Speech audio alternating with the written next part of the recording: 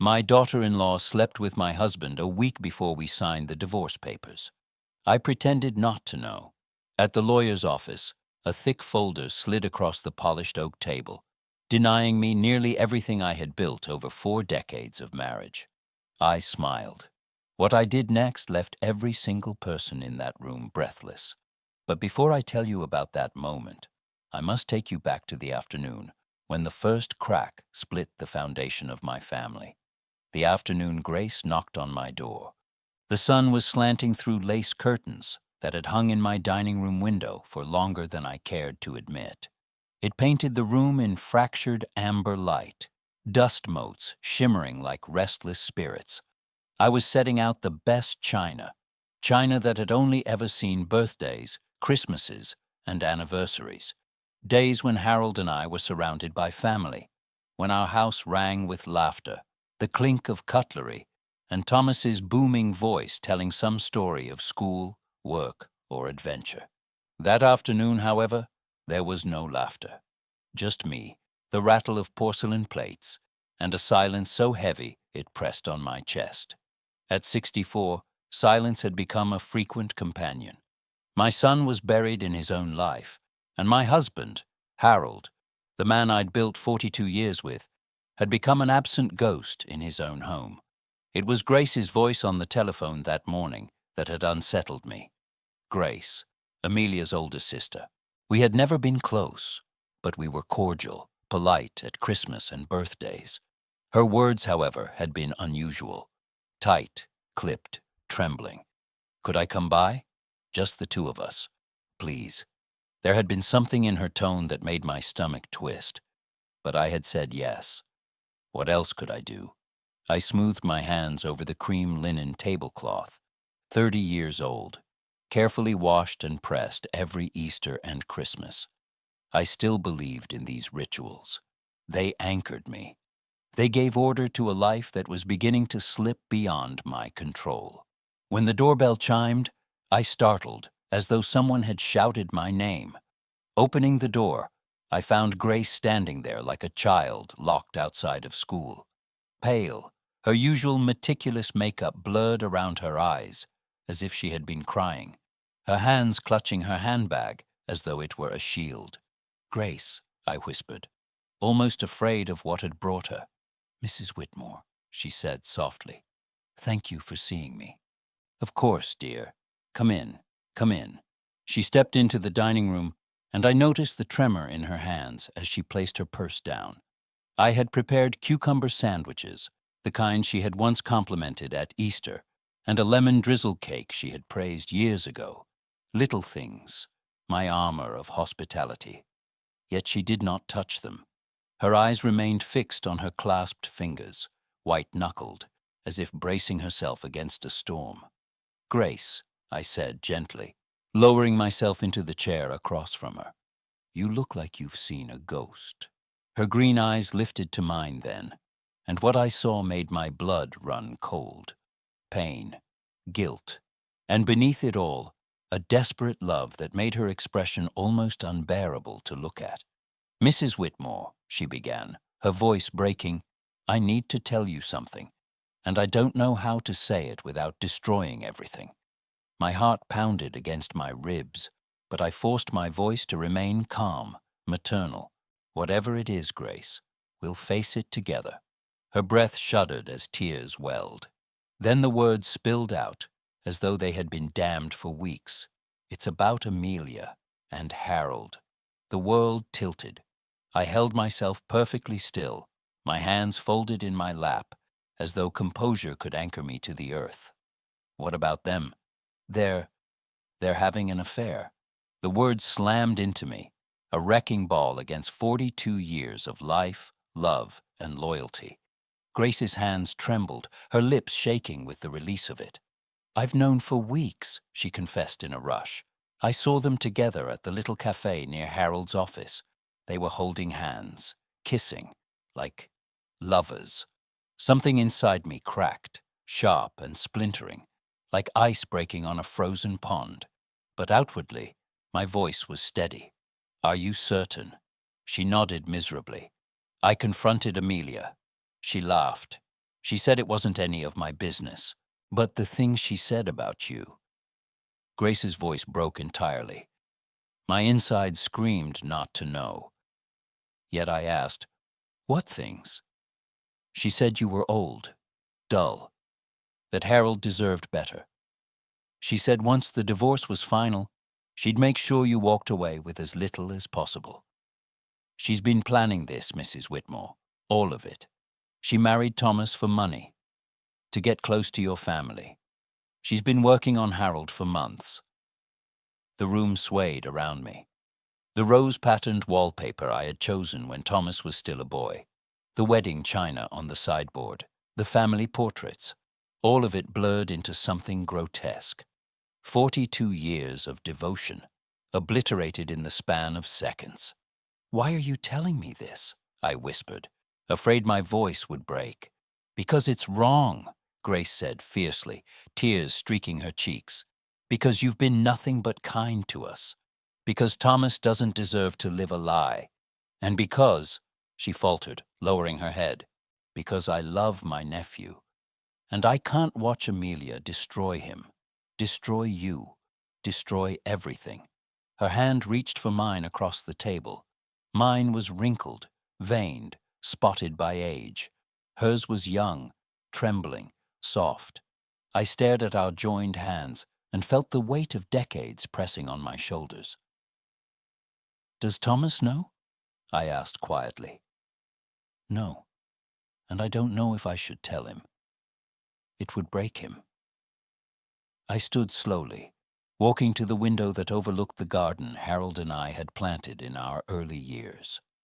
The roses were in bloom, scarlet against the green, beautiful and defiant. To the casual eye, the garden looked perfect, but beneath the soil, rot could creep unseen. What will you do? Grace asked timidly behind me. I turned, and something within me had shifted. The first wave of shock had passed. What remained was something colder, sharper, a blade honed in silence. Nothing, I said calmly. Grace blinked. Nothing? I'm going to pretend I never heard this. I'll smile. I'll play the devoted wife and mother. I'll let them think they've won. I sat back down, my movements deliberate, controlled, as I poured tea into my cup without a tremor. Grace, dear, some games require patience, and I've been patient a very long time. She looked at me as though she had never truly seen me before. Can you keep this between us? I asked, my gaze steady. She hesitated, then nodded. And Thomas, she whispered. What about him? Some battles, I replied, lifting the cup to my lips, aren't won by storming the field. Sometimes, the most devastating victory comes from letting your enemy believe the battle is already theirs. Grace left an hour later, her face troubled, but her secret safe with me. I sat alone in that dining room, staring at the untouched sandwiches and cake, at the china set carefully for a family that no longer existed. The silence had changed. It was no longer heavy, suffocating. It was alive, vibrating with something dark, something purposeful. That evening, Harold came home. I was in the kitchen preparing his favorite, roast lamb with rosemary, the dish I had made every Sunday for 40 years. He loosened his tie, avoided my eyes, muttered about a long day at the office. I smiled. I served. I asked about his day, nodding in the right places. And when he went to bed, when his breathing settled into the rhythm of a man who believed himself unchallenged, I lay beside him, my eyes open to the darkness. If Harold and Amelia wanted a game, then so be it. But they had no idea who they were playing against. When Grace's confession left my lips sealed in a vow of silence, something inside me hardened. I had lived 42 years believing in patience, in service, in loyalty. Now those same qualities became my armor. I would not confront Harold.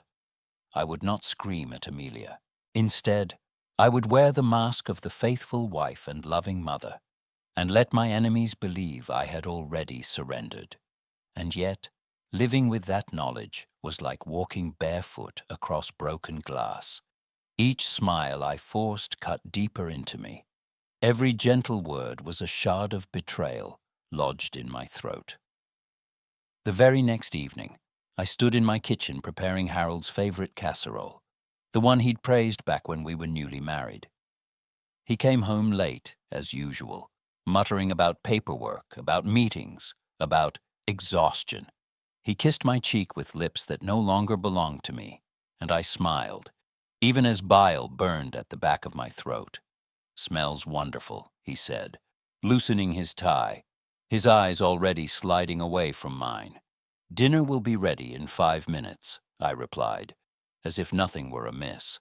We ate in silence, speaking only of trivialities, the weather, a faulty pipe, the price of petrol. The theater of normalcy continued, and I played my part flawlessly. But I watched him now with sharpened eyes. I saw the way he checked his phone every few minutes, hiding a smile when it buzzed. I noticed the faint scent of Amelia's perfume on his collar, expensive, heady, and utterly unlike my own simple lavender. I even recognized the new cologne he'd begun wearing, clearly a gift meant to impress someone else. 42 years, and only now was I seeing Harold clearly. 3 days later, Amelia arrived for our traditional Sunday dinner. She swept into my home with her blonde hair immaculately styled, a designer dress clinging to her frame, and a smile so bright it might have fooled anyone else. "Eleanor, you look wonderful," she gushed, enveloping me in a hug laced with expensive perfume. "I just adore what you've done with the flowers on the table."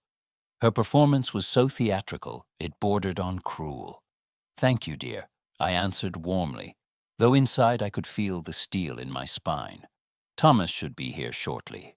Would you like a glass of wine while we wait?" "That would be lovely," she replied, settling herself at the kitchen island with crossed legs, her every gesture calculated. "Actually, I was hoping we could have a little chat. Just us girls." I poured her wine with steady hands, though my pulse had begun to race. "Of course. What's on your mind?"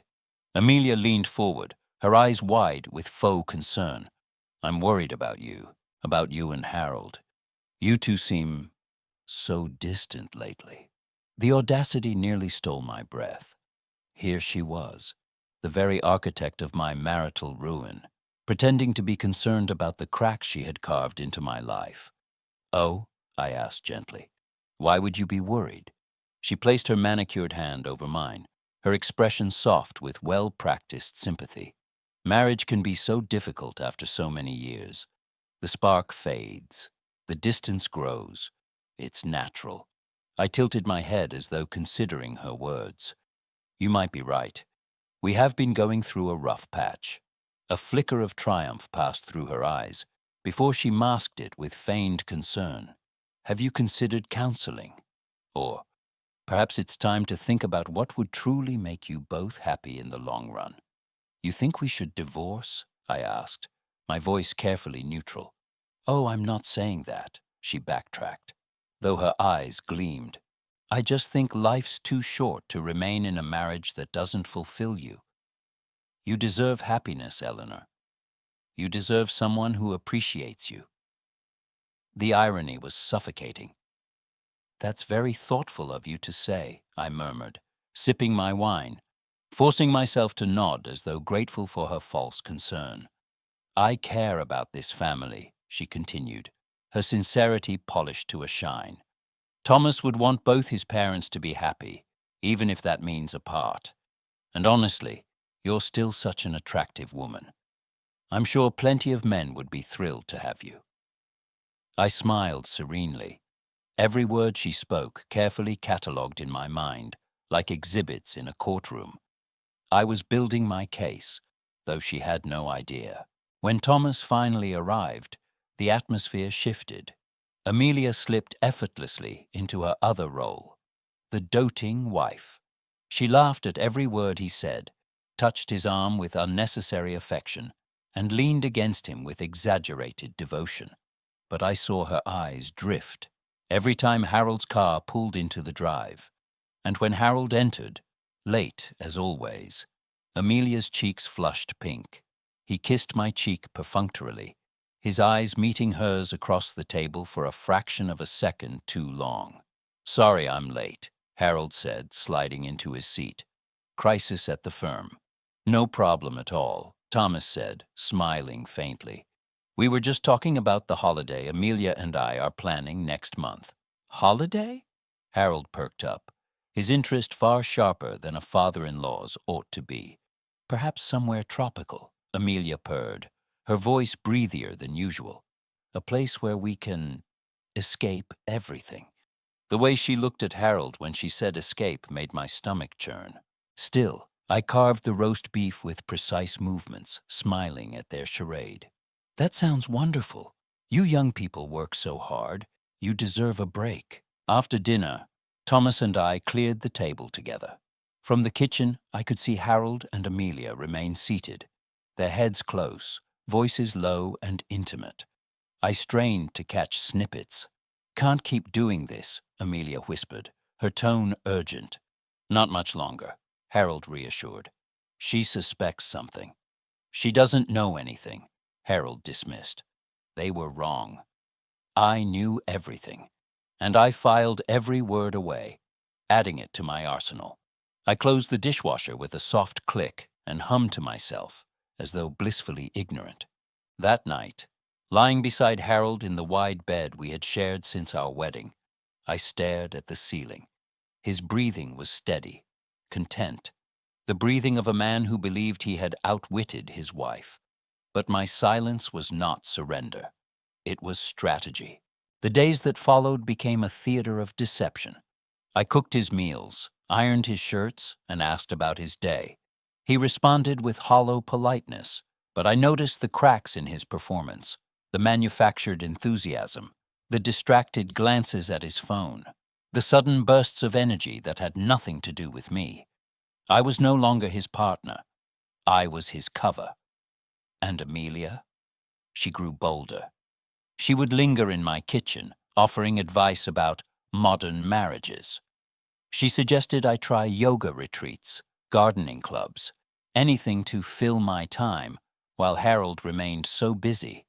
Each word dripped with manipulation, each smile a dagger cloaked in sweetness. Sometimes she would even compliment me on my appearance. Her tone syrupy, her eyes sharp. "You look so radiant for your age, Eleanor. I hope I look as good when I'm in my 60s. I would thank her softly, even as her cruelty pressed against my ribs like a knife. But beneath my quiet exterior, a plan was forming. I began noting the smallest details. Harold's new routine, the scent of Amelia's perfume in his car, the way she forgot to remove her lipstick before greeting him at family gatherings. Every glance, every careless slip, every word whispered when they thought no one was listening. To the world, I was the silent, dutiful wife. To them, I was the naive matriarch, blind to their deception. But in truth, I was the historian of their downfall, recording every detail for the day when silence would turn into revelation. And that day was coming. When Harold kissed my forehead one night with lips that had kissed Amelia earlier that afternoon, I did not flinch. I only smiled, tucked the blanket beneath my chin, and thought, let them think they've already won. The game has only just begun. The theater of domestic life continued for another week. Harold's hollow kisses, Amelia's counterfeit concern, Thomas's oblivious smiles, and me, the silent audience, applauding on cue. But while they believed I was numbed into submission, I was already making my first real move. It began with a telephone call. Not to Richard Peaton, Harold's old friend from the country club, who had been quietly circling our marriage like a vulture waiting for carrion. No.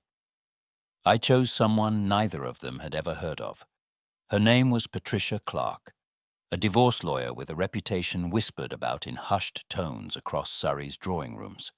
Sharp, discreet, formidable. She had carved her way through boardroom settlements and aristocratic breakups with surgical precision. And more importantly, she had no ties to Harold's world. I arranged an appointment under the pretense of a shopping trip in London. Harold barely looked up when I mentioned it. Why would he? In his mind, I was still the housebound wife, anchored by recipes and roses, incapable of strategy. The following morning, I boarded the train with my handbag tucked beneath my arm, my heart pounding with the thrill of betrayal. Not mine, but his. Patricia's office was in a sleek building of glass and steel, far removed from the mahogany and leather Harold admired.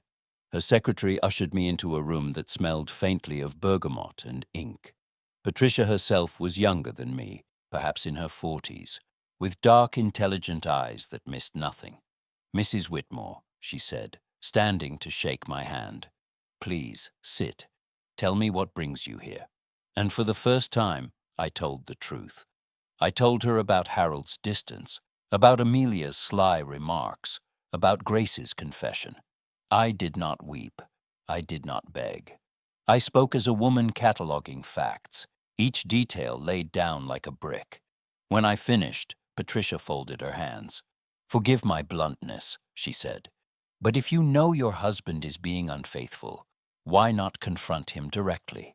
I clasped my hands in my lap, steady as stone, because I need to know what I am dealing with before I strike. This house, our savings, the family business, my family's legacy. I need to understand exactly where I stand, legally. Patricia studied me for a long moment. Then she smiled, slow and approving.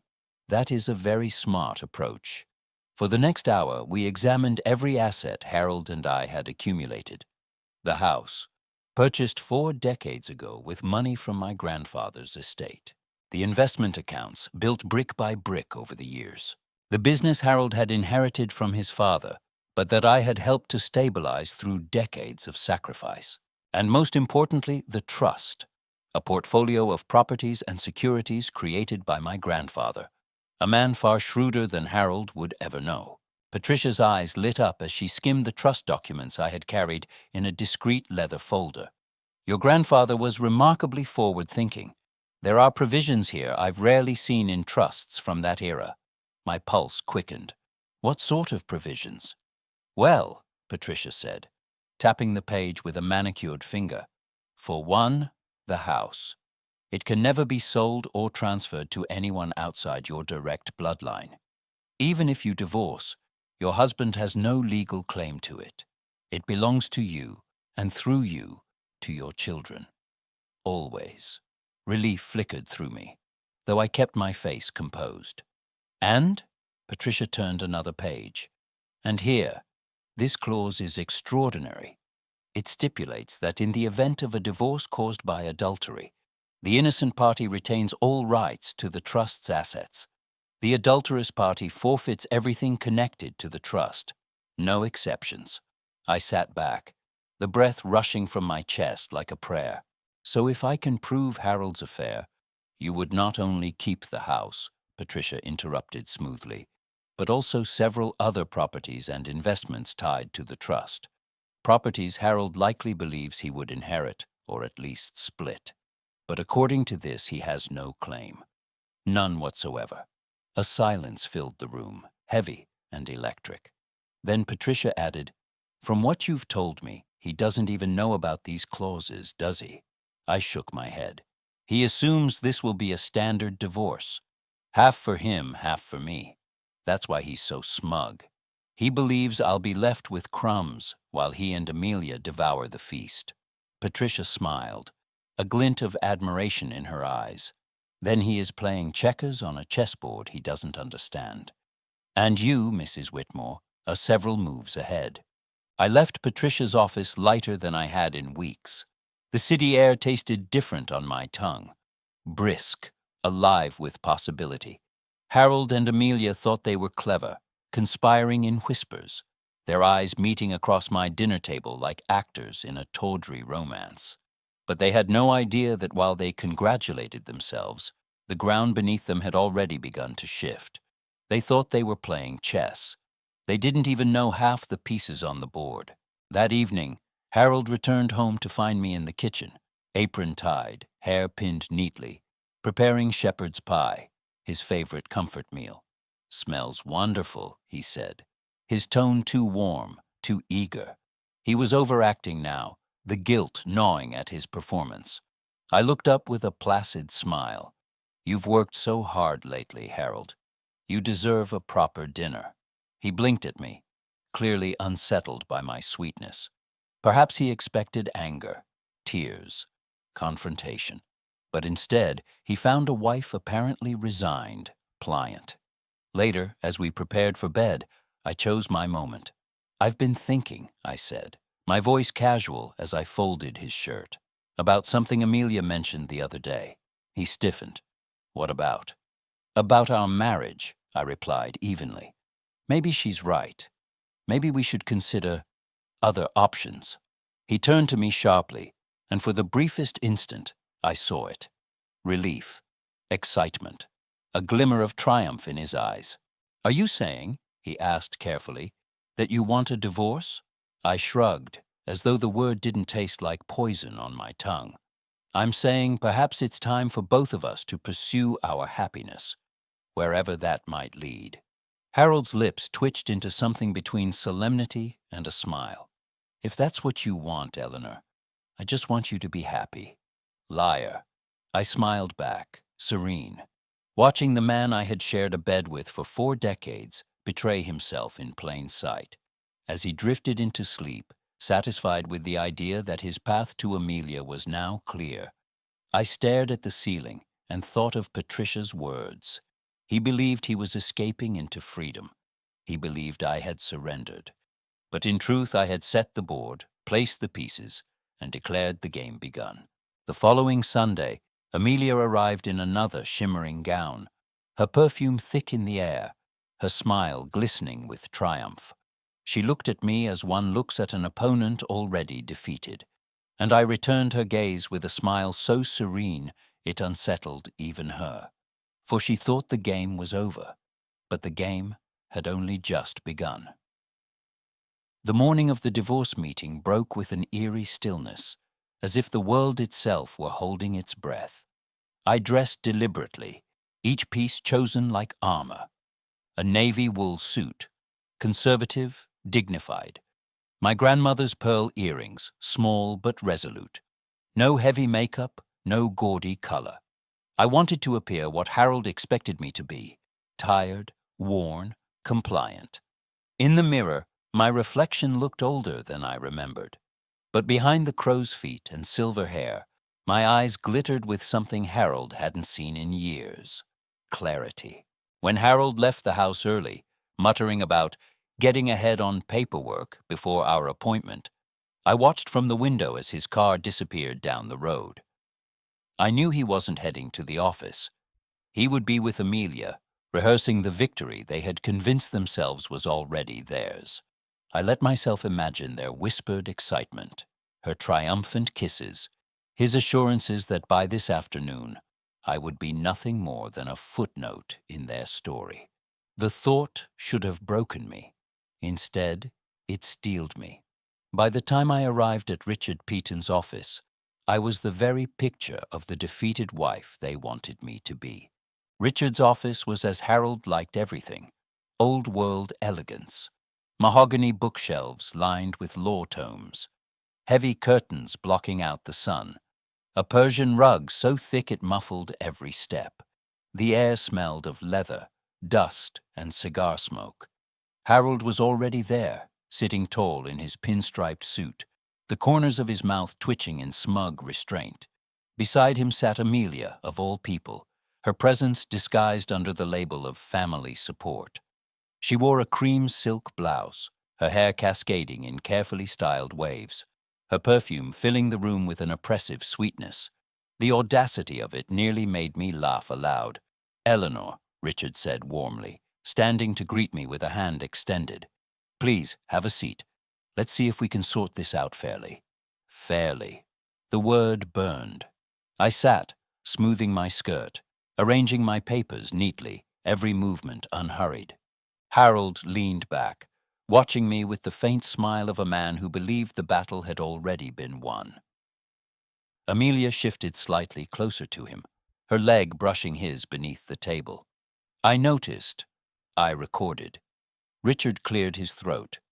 I've prepared a settlement proposal. Harold has agreed to very generous terms, given the circumstances. Generous, I asked softly, my tone carefully flat. Richard slid a thick folder across the polished oak table. You'll find the details inside. I opened it with trembling fingers, or rather, fingers that I allowed to tremble. Inside, the words confirmed what I had expected. The accounts, halved. The business, Harold's. The cars, the holiday home in Spain, even the smallest investments, all claimed under Harold's name. And my portion, a modest allowance, a pittance compared to what I had built and preserved for decades. Of course, Richard continued smoothly, the house remains under special legal status. But aside from that, these terms are reasonable, Harold interrupted, his voice calm, his eyes gleaming. Eleanor, I've done my best to make sure you're cared for. Amelia bit her lip, fighting back a smile. I looked at them both, and for a heartbeat the silence stretched taut across the room. Then I closed the folder, folded my hands, and said the words that made Harold's chest expand with triumph. I accept. A ripple of shock fluttered across the room. Even Richard blinked, clearly having expected a fight. You accept? He repeated. Yes, I said, my voice steady, resigned. It's time. 42 years is a long time to cling to something that no longer exists. Harold deserves his happiness. I only ask that this be settled quickly. Harold exhaled through his nose, relief rolling off him in waves. He reached for the pen Richard offered and signed the first page with a flourish. Amelia's hand grazed his beneath the table, their fingers intertwining for the briefest, arrogant moment. I caught it. Richard did not. When the pen slid to me, I took it between my fingers. I let it hover above the page, long enough to let them think perhaps I might resist. Then I pressed the ink into paper, signing my name with a steady hand. It was done. On the surface, I had lost everything. We rose to leave, the tension dissolving into smug relief on their side, quiet composure on mine. You're handling this with such grace, Eleanor, Richard said, shaking my hand. I must commend you. Thank you, I replied. I only want what's best for everyone. Harold's smile was thin, practiced. You've always been a remarkable woman. I'm glad we can part on good terms. I looked at him then, long and hard, until he shifted uncomfortably beneath my gaze. So am I. Amelia stepped forward, placing a hand on my arm, her eyes glittering. Eleanor, you've made the right decision. This will be better for everyone, truly. I patted her hand gently. You may be right, dear. And with that, I left them in their little world of premature victory. Outside, the crisp autumn air filled my lungs, sharp and clean. The sky was a brilliant blue, a color too vivid for a day like this. People bustled past with shopping bags and briefcases, unaware that just behind me, a 42-year marriage had been signed away like an expired contract. I walked slowly, deliberately, each step measured. To anyone watching, I must have looked like a woman defeated, stripped of everything she had built. But inside, I was smiling. For while Harold and Amelia believed the game was over, I knew the truth. I had not surrendered. I had sacrificed a pawn. And in doing so, I had set the board for checkmate. That night, Harold didn't come home. He offered no excuse, no apology. He didn't need to. He assumed he no longer owed me anything.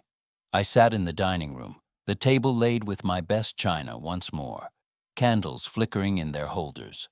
The meal sat cooling on the plates, untouched.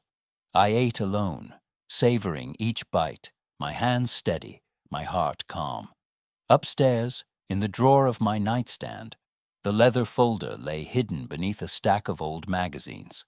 Inside it, Patricia's notes and copies of the trust clauses waited like weapons, silent and deadly. I ran my fingers over the folder before extinguishing the lamp. They thought I was finished. But in truth, the game was only beginning. The whispers of victory Harold and Amelia shared in Richard's office still echoed in my ears. The smug touch of their fingers, the gleam of their eyes, the way they believed I had simply given up. What they didn't realize was that by signing those papers, I had given them rope, and very soon they would hang themselves with it. The house was unusually quiet the following weekend. The leaves had begun to turn copper and gold outside, falling across the lawn in a slow, spiraling descent. I stood at the window, pruning shears in hand, clipping back the roses that had always been my sanctuary. Each thorn I trimmed reminded me of the hidden barbs beneath beauty, the secret dangers beneath what looked delicate. Inside, Thomas had come by earlier than expected. He was cheerful, almost boyish, chatting about his work, while Amelia lingered in the kitchen, pretending to help me arrange the cutlery. Harold, of course, had urgent matters at the office. I watched Thomas, tall and handsome, the mirror of Harold in his youth, but softer, kinder around the edges. My heart ached for him. He had no idea the life he thought so steady was rotting from within. It began with something small. "Have you seen my cufflinks?" Thomas asked, rifling through the small drawer in the hallway cabinet. "The silver ones Amelia gave me for our anniversary." "Perhaps in the study?" I suggested, carrying a tray of glasses. He disappeared into Harold's study, a place Harold guarded almost obsessively. Minutes later, I heard the sound of a drawer sliding open. Then silence. Too much silence. I moved closer, careful not to intrude, yet unable to stop myself. Thomas stood by Harold's desk, a frown etched across his face. In his hand was a familiar velvet box, the one I had once seen in Harold's jacket pocket years ago. Inside were cufflinks, not Thomas's silver ones, but a pair of gold monograms with Amelia's initials delicately engraved. His mouth parted slightly, confusion first, then disbelief. "Strange," he muttered, closing the box quickly. Maybe Harold was holding them for her. His words were unconvincing, even to himself. He slipped the box back into the drawer, but his eyes lingered, troubled. The second crack came that evening. We sat together in the living room, the fire crackling. Amelia curled too closely at his side. Her laugh was higher than usual, brittle. Thomas checked his phone absently, scrolling through messages, when suddenly his face paled. "What is it?" I asked, though I already suspected. He hesitated, then turned the screen slightly towards me. A message glowed on the display, not sent to him, but to Amelia. The preview notification flashing across the top. "Can't stop thinking about last night. Yours always, H." Amelia snatched the phone before Thomas could react further, her face a mask of irritation. "Private, Thomas, honestly." But it was too late. The seed had been planted. His brow furrowed, his jaw tightened. He tried to smile, to dismiss it, but the unease clung to him like a shadow. I said nothing. Not yet. A week later, the truth became impossible to ignore. Thomas arrived home early one afternoon, briefcase in hand, expecting to find Amelia preparing dinner. Instead, the house was silent. He moved through the rooms, calling her name.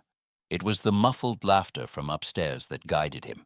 He pushed open the door to the guest room and froze. Harold and Amelia were inside. Harold's tie loosened, Amelia's blouse askew, their bodies too close, their faces flushed with guilt. The world tilted. "Thomas," Amelia began, her voice faltering. But Thomas had already seen enough. His eyes locked on his father, the man he had admired, trusted, emulated. "How long?" His voice cracked, raw. Harold stepped forward, hands raised in hollow appeasement. "Son, listen." "How long?" Thomas roared, the sound shaking the walls. Amelia reached for him, tears welling on cue. "It's not what you think." "Don't," he spat, his voice shaking with fury and grief. "Don't you dare." For a moment, silence reigned. Then Thomas turned sharply and stormed from the room, slamming the door with such force the frame rattled. That evening, he came to me. I was sitting in the kitchen, hands wrapped around a mug of tea, the house heavy with the echo of his anger. When he entered, his face was pale, his eyes hollow. "Mother," he said, his voice trembling, "did you know?" The question pierced me like an arrow. I could have lied. I could have pretended ignorance, offered him the comfort of false surprise. But I had been silent too long already. "Yes," I whispered. The word shattered him. He sank into a chair, his head in his hands. "How long?" "Months," I admitted softly. "Perhaps longer." "I found out through Grace." He looked up sharply. "Grace?" "She overheard them," I explained, my heart heavy. "I didn't want to hurt you until I was sure. I thought perhaps I could protect you." His fists clenched on the table. "Protect me? From my own wife? From my own father?" Tears pricked my eyes, but I forced my voice steady. "Thomas, I didn't want you to see them for what they are. Not until you were ready, but now you know." He slammed his palm against the table. How could he? His own son's wife? How could she? How could either of them? His voice broke, cracking like glass under weight. I reached across the table, laying my hand over his. "Because betrayal is never about you, Thomas. It's about their weakness, their greed, their lack of honor." He shook his head, his shoulders trembling. "I thought Amelia loved me. I thought father—" He couldn't finish. The words dissolved into silence. For days after, the house became a battlefield of cold silences and sharp words. Thomas refused to speak to Harold, his once admiring gaze now filled with contempt. He barely looked at Amelia, answering her tearful pleas with stony silence. And yet, I could see the war within him. He had loved them both. He had built his life upon the foundation of their loyalty. Now that foundation was gone, leaving only ruins. One evening, he sat with me in the garden, the autumn air crisp, the roses wilting in the chill. He stared at the darkening sky, his voice low. "What do I do, Mother?" "You stand," I said softly. "You don't let their betrayal define you. You see them for who they are, and you choose differently." He looked at me then, eyes searching. "And you? How can you sit there so calm? He betrayed you too." I smiled faintly, though my chest ached.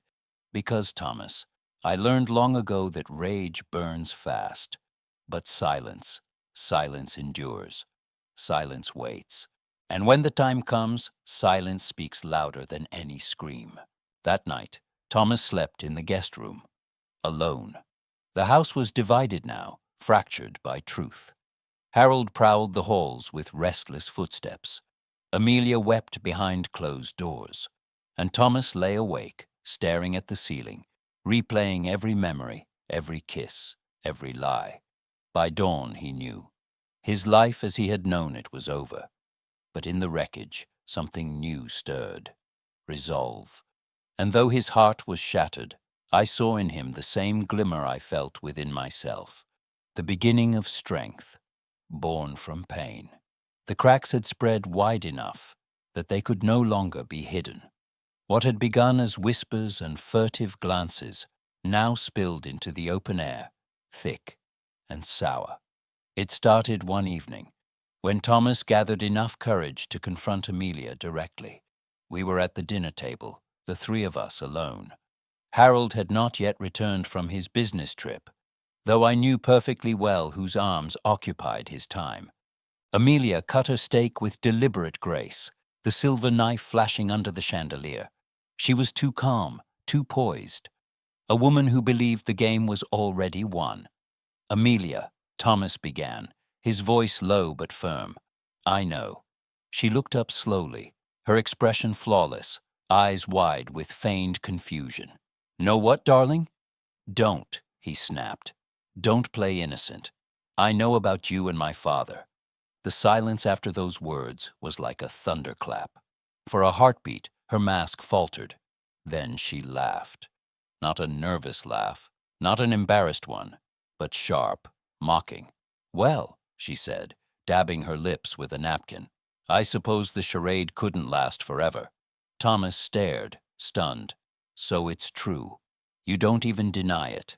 "Deny?" Amelia tilted her head, her eyes glittering like cold steel. "Why would I deny the truth? Harold is a man of power, influence, wealth. You're a shadow of him. A boy pretending to be a man." Thomas flinched, the words striking like lashes. I sat silently, watching, my hands folded in my lap. This was no longer my battle to fight. This was Thomas's truth to face. The next day, Amelia's brazenness grew. She paraded through the house as though she already owned it, her perfume clinging to the curtains, her laughter echoing through the hallways. At breakfast, she made her intentions clear. "This house feels wasted, Eleanor," she said lightly, buttering her toast. "So much space, so many rooms. Harold and I have been talking. Perhaps it's time to sell it and start fresh. A modern home, something that reflects who we are." The audacity was staggering. She spoke as if I were already gone, as if Thomas's inheritance, my legacy, meant nothing. "You won't touch this house," Thomas growled from across the table. She arched an eyebrow, amused. "Oh, darling, you think you have a say? Your father and I decide what happens now." "You're not my mother," Thomas snapped, his fists clenched. "No," Amelia said softly, leaning closer. "I'm better. Because unlike your mother, I know how to keep Harold happy." The cruelty in her words cut deep, and I felt Thomas recoil as though struck. His face burned red, his jaw locked tight. I reached across the table, my hand lightly resting on his. "Thomas," I murmured, steadying him. "She wants your rage. Don't give it to her." Amelia's smile widened. She thrived on the wound she had inflicted. It was at the next family gathering, however, that Amelia's true colors bled through for all to see. Harold had insisted on hosting his siblings and cousins, perhaps to maintain appearances, perhaps to flaunt his newfound happiness. The dining room glowed with candlelight, the table set with crystal glasses and silver cutlery polished to perfection. Harold stood tall, his arm resting lightly around Amelia's waist, introducing her not merely as Thomas's wife, but as something more, something unsaid yet loudly implied. I sat at the other end of the table, the matriarch in shadow, silent but ever watchful. Halfway through the meal, Amelia seized her moment. "You know," she began, her voice carrying with calculated sweetness, "it's remarkable how family legacies shift. Some cling to the past, to old traditions and dusty houses. Others look forward, to growth, to power, to what's truly deserved." The room grew quiet, every ear tuned to her words. She lifted her glass, her eyes glinting. "And what Harold and I have built, what we will build together, will far surpass what came before." Thomas's chair screeched as he pushed back abruptly. "Enough!" His voice cracked like a whip.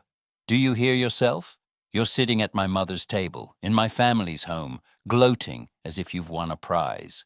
Amelia smirked, unbothered. "Because I have, Thomas. I've won the only prize that matters: control.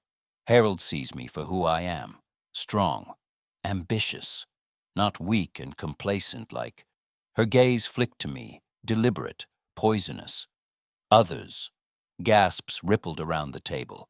Harold shifted uneasily, his hand tightening around his glass. "Amelia." But Amelia's arrogance had spilled too far to be reined in. "Oh, Harold, don't pretend. They should all know. You chose me. You love me. And soon, everything Eleanor clings to will be ours." The room fell into stunned silence. Forks clinked against plates. A cousin coughed awkwardly, Someone muttered under their breath. Thomas's voice thundered. "She's my wife, Father. My wife. And you." His voice broke, strangled with rage. "You let her destroy our family." Harold's face flushed crimson, torn between shame and desire. But Amelia only laughed. "Your family? Don't be ridiculous, Thomas.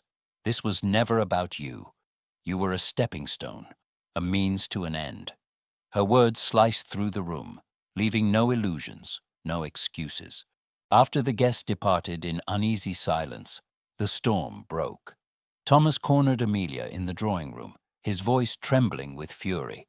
"You've ruined everything. My marriage, my trust in Father, my family's honor." She leaned casually against the mantel, sipping from a half-filled glass of wine. "I've improved everything. You were never meant for me, Thomas. You were convenient, a way in. But Harold," she smiled wickedly, "Harold has what I deserve." "You're poison," Thomas spat. Her smile only widened. "And yet, I've already seeped into every corner of your life. You can't undo me." I stepped into the room then, my presence unnoticed until I spoke. "You're wrong, Amelia." She spun to face me, her eyes narrowing. "Eleanor, this house, this legacy, this family," I said, my voice calm but cutting, "does not belong to you. And no matter how many lies you weave, the truth has a way of surfacing." For the first time, I saw a flicker of uncertainty in her eyes. Only for a moment, but it was enough. That night, Thomas came to me again. His hands shook, his eyes rimmed with exhaustion. "She's a viper," he whispered, "and Father's blinded by her. What do we do?" I laid a hand on his shoulder, steadying him. "We wait. We let her believe she's already won. Because arrogance is its own undoing, and Amelia has shown her hand too soon." He looked at me, bewildered. "But can we stop her?" A faint smile curved my lips. "We don't need to stop her, Thomas. She will stop herself. All we must do is ensure the world is watching when she falls." In those days, Amelia's cruelty only grew bolder. She mocked, she taunted, she flaunted Harold's affections openly. But with each boast, each venomous word, she revealed more of her ambition and more of her guilt. She thought she was ascending, but in truth, she was tightening the noose around her own neck. And soon, everyone, not just Thomas, not just me, would see her for what she truly was: a usurper, a betrayer, a woman drunk on power, blind to her own destruction. The air in the great hall that evening was thick with tension, as if the walls themselves had absorbed every whispered betrayal, every cruel laugh, every calculated slight.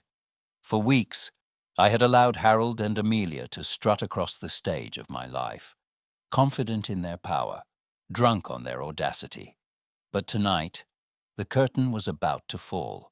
I had called for a family meeting, framing it as a necessary discussion about the future of the estate. Harold, smug as ever, had agreed immediately, certain he would emerge victorious. Amelia, of course, dressed as if for coronation, crimson silk clinging to her frame, diamonds glittering at her throat, her smile a blade disguised as charm. Thomas sat beside me, his face pale but resolute. The wound in his heart was still raw, but behind his eyes flickered something harder than grief: determination. He would not let them take everything from us.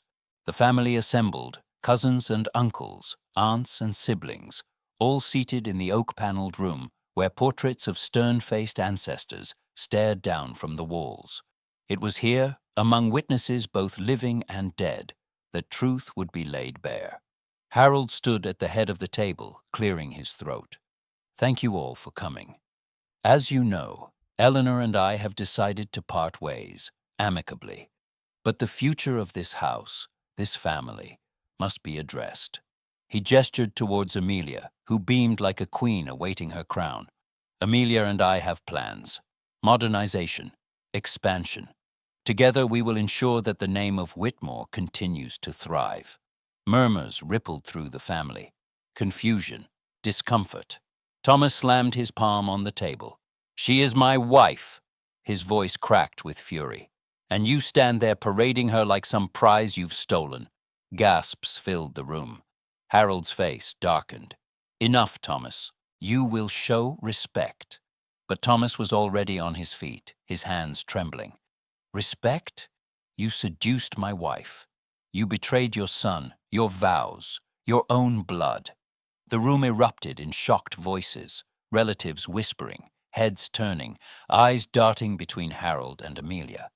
And in that chaos, I rose, slowly, calmly. "Silence," I said, my voice quiet yet carrying. The room fell still.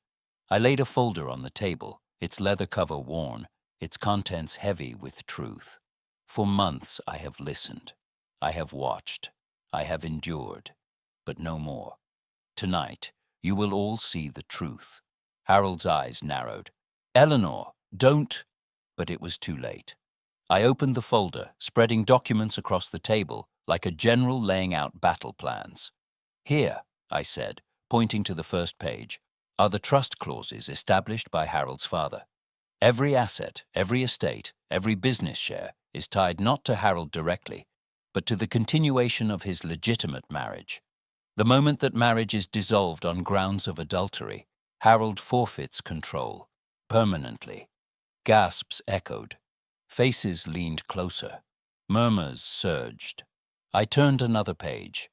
"And here," I continued, my voice steady, "are photographs, letters, records of hotel stays, payments from Harold's account to Amelia's, proof enough to satisfy any court that adultery has occurred, repeatedly and shamelessly." Amelia's face drained of color. She snatched at the papers, her voice shrill. "Lies! Forged! You can't—" But Thomas spoke, his voice breaking. "I saw you. With him. In our home. Don't you dare deny it." Her lips parted, searching for words, but none came. Harold's mask of composure cracked. Sweat beaded on his brow. "Eleanor," he hissed, leaning forward, "we can resolve this quietly. There's no need to—" "There is every need," I cut him off. "You tried to strip me of everything I built. You thought me weak. You thought me silent. But I have been preparing while you reveled in your betrayal." I turned to the family, my voice ringing. "You all see now. Harold and Amelia conspired not only against me, but against Thomas, against the very foundation of this family. They sought to take the estate, the legacy, and twist it to their greed." Cousin Margaret, always sharp-tongued, slammed her fist on the table. "Disgraceful," she spat, "to betray your own son with his wife. Have you no shame, Harold?" Uncle James shook his head, his voice heavy with disgust. "You've brought ruin upon yourself. And you, Amelia, you will never be welcome here again." Amelia's composure shattered. She turned on Harold, her voice venomous. "You said it was secure? You said she had nothing. How could you not know about the trust?" Harold snarled back, his voice losing all pretense of dignity. "You think I remembered every clause from decades ago? You've bled me dry with your demands, Amelia. And you were stupid enough to sign whatever your lawyer shoved in front of you," she screeched, her face twisted with rage. Their alliance crumbled before our eyes. Thomas rose again, his voice cold. "You both disgust me. I want nothing from either of you, but I will not allow you to destroy what my mother protected." The shouting grew, Amelia blaming Harold, Harold lashing out at Amelia, their poison spilling for all to witness. The family sat in stunned silence, some shaking their heads, others exchanging looks of pity, not for Harold, but for me, for Thomas. And then, finally, I spoke once more. "Enough." The word cut through the chaos like a blade.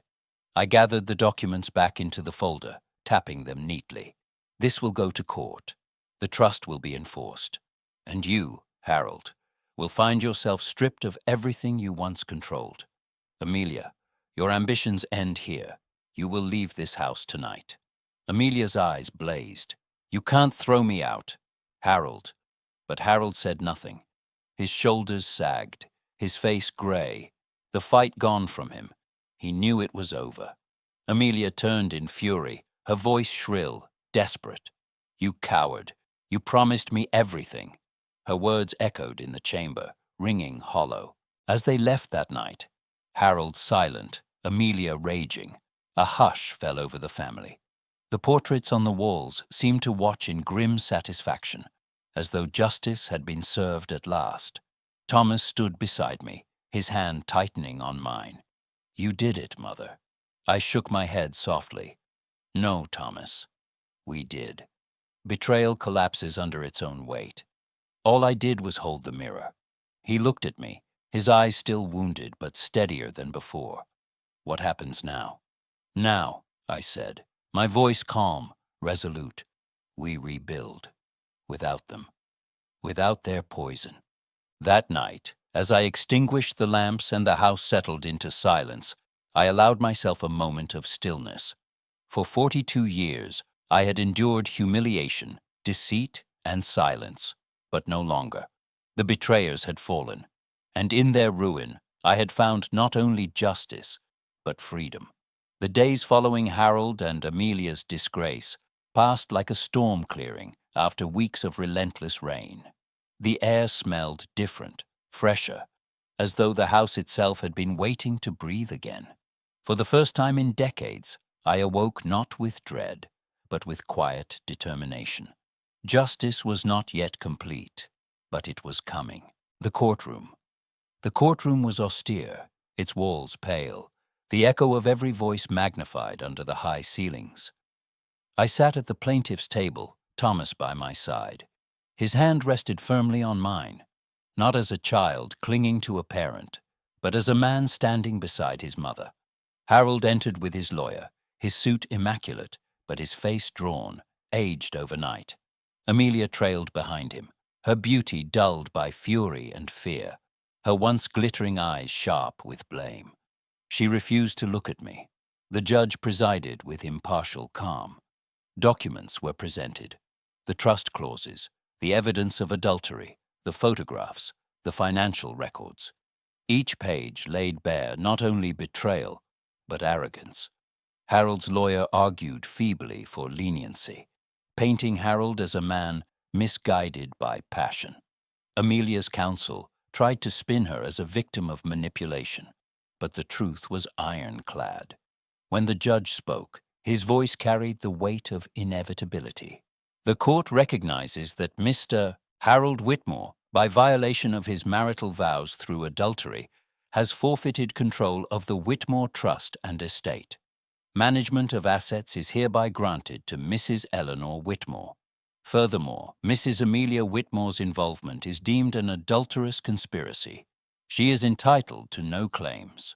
A gavel struck wood. Final. Unshakable. The sound echoed through me like thunder, not terrifying but cleansing. I glanced at Thomas, his lips parted, eyes glistening, relief, vindication. Harold bowed his head, shoulders collapsing inward. Amelia hissed something into his ear, her face twisted with rage. But it was done. Justice had been served. The departure. After the ruling, Harold and Amelia departed in silence. Word spread quickly through the family and beyond. The scandal was public now. Ink splashed across newspapers, whispered in clubs and gatherings. Harold's name, once synonymous with respect, now carried shame. Amelia's ambitions crumbled, her friends deserting her, her beauty reduced to a fading mask of bitterness. I didn't gloat. I didn't seek revenge. Their downfall was of their own making. The house, once heavy with their presence, felt lighter. Their laughter, their whispers, their poison, all gone. For the first time in 42 years, the silence of my home was not suffocating. It was peace, rebuilding with Thomas. Thomas moved into the estate for a time. At first his grief was raw, his trust shattered. But gradually, day by day, he began to heal. I watched him in the garden, pruning the roses with steady hands. Where once he mirrored his father's gestures, Now he cultivated his own. He spoke with me in the evenings, sharing not only his sorrow but his hopes. "I don't know if I'll ever love again," he confessed one night, his voice low. "You will," I told him gently, "but love begins here." I touched his chest. "With yourself. When you learn to trust your own worth, the right person will see it too." He nodded, his eyes wet, but for the first time, a faint smile tugged at his lips. Eleanor's renewal. As for me, I discovered a new rhythm of life. I joined the town's historical society, something Harold always dismissed as frivolous. I hosted gatherings with friends I had long neglected, women who embraced me not as the quiet wife of Harold Whitmore, but as Eleanor. Simply Eleanor. I walked the grounds at dawn, the air crisp, the birds greeting the day. I sat at the piano again, fingers trembling at first, but then dancing across keys with remembered grace. The music filled the house, echoing where once only silence had lived. I even redecorated the drawing room, removing Amelia's perfumes, Harold's stiff leather armchairs, replacing them with warmth, soft fabrics, colors that breathed life, light that spilled across the floor. It was not just a change of furniture. It was reclamation. The family's response. Relatives who had once looked at me with pity now approached with respect. Cousin Margaret embraced me at a family luncheon. "You've shown more strength than any of us imagined, Eleanor," she said firmly. "You've restored honor to this family." Uncle James, ever the stoic one, clasped Thomas on the shoulder. "Your mother has given you an example to live by. Don't forget it." I smiled at their words, but deep inside I knew. It was not honor I sought.